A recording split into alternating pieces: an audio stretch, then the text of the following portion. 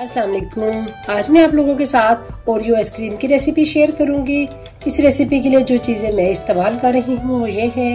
ये 4 मेरे पास ओरियो के बिस्किट हैं और ये 250 ml के करीब डबल क्रीम है और हाफ कप के करीब कंडेंस्ड मिल्क है। अगर आप कंडेंस्ड मिल्क नहीं इस्तेमाल करना चाहते तो इसकी जगह आप हाफ कप चीनी भी इस्तेमाल कर सकते हैं। तो हाफ कप चीनी लेके उसको आप मिक्सिंग बाउल में डाल के तो आप इसको पाउडर बना लें। तो इस तरह ये इस्तेमाल करें। तो चलें स्टार्ट करते हैं। प्लास्टिक बैग में डाल दी है तो अब इसको कूट लेंगे। सारी क्रीम अपने बाउल में डाल देंगे। क्रीम आप ठंडी करके डालेंगे तो इसका रिजल्ट ज्यादा अच्छा आएगा। इसको पहले आप ला के फ्रिज में रखें, फिर इसको इस्तेमाल करें। क्रीम को हमने विस्क करना है। अगर आपके पास ये है तो आप ये यूज कर लें।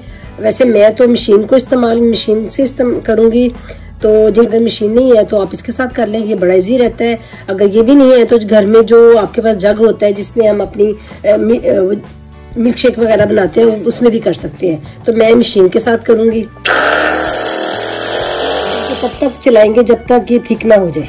देखिए काफी हद तक ये क्रीम हो गई है रेडी। अब इसमें अपना कंडेंस्ड मिल्क डाल लेंगे और आहिस्ता डाल के मशीन को स्टार्ट करेंगे। अच्छे से क्रीम हो गई है।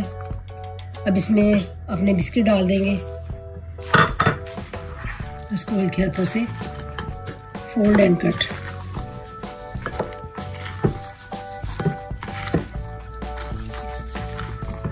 अब इसको 8 घंटे के लिए हम अपने बॉल में डाल के तो फ्रीज करते हैं। अब ये सारी जो हमने आइसक्रीम बना ली है इसको अपने बॉल में डाल देंगे।